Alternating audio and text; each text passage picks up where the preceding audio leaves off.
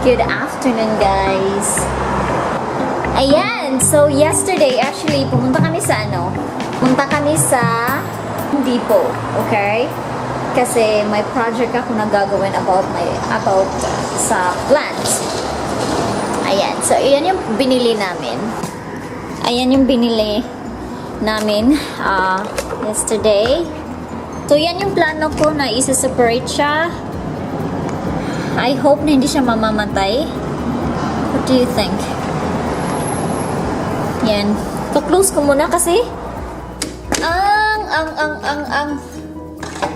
ang ano niya, guys. Ang ingay.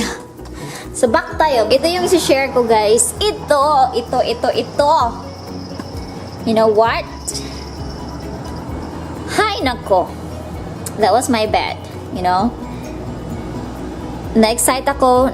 It was actually not my plan. It was never in my head until nakita ko siya.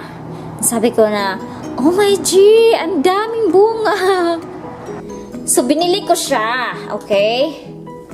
Sabi ko na, pero nag-asa ko sa cashier na may bumili ba nito? Like they're using for cooking. Ayan, sabi niya na may bumili na ganito na ginamit sa cooking.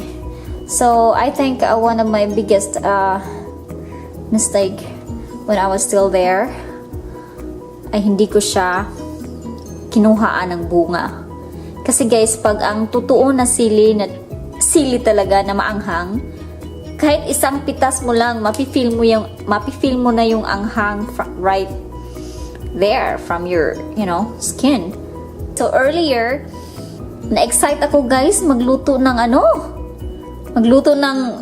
dried fish or buwad kasi naisip ko na yung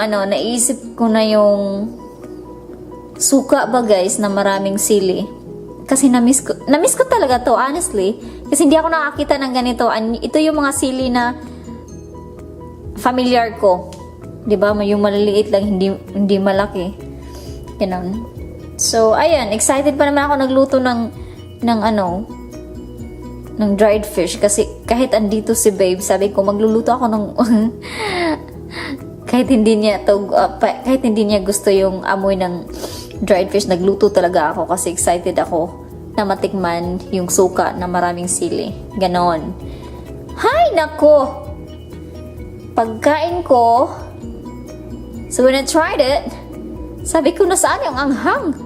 4 yung nilagay ko. Walang anghang akong natikman kahit tiny bit, you know? Nabokya ako nito. So, dapat kasi, yung nandun pa ako, trinay ko. Binili namin to sa Home Depot. Namangha ako sa price kasi $6 lang. So, ayan. Ayan yung sinasabi ko. Huwag kasi magpa-deceive ng kahit ano. Yung difference talaga niya is yung seeds niya. Ang liit na mga seeds niya. Hindi siya tulad ng the usual sili na natikman natin. Ganon. Never trust anybody to just say, yeah,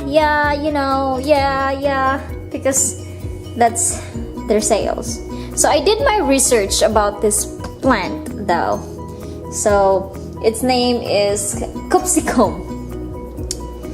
Okay, so there you go. I figured out that this is just an ornamental, from the word itself, ornamental is just for display or decorative purposes.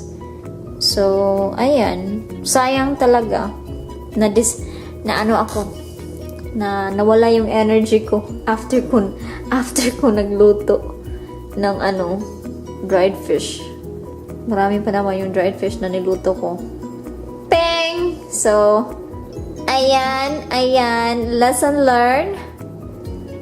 Huwag masyadong magpadala sa emosyon. Bugso ng puso. Bugso ng puso. Proven and tested na yan na iba yung effect if you're surrounded with plant. Depende yan. For me, if I saw like green, that's one of the reason why I choose the yellow green. It makes me happy. Like it makes my day lighter. I feel like I'm connected to the world. Hindi ko siya magagamit, guys, as in I was actually thinking about having halang-halang or prepare ko for this week. So, hindi yun. Yan, na-cancelled yun. Knowing that this is actually not spicy at all.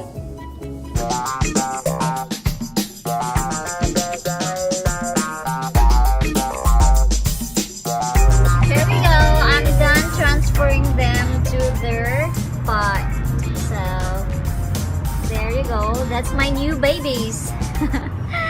I'm collecting here right now. So, that's it for today, guys. Thank you for watching, and until next time.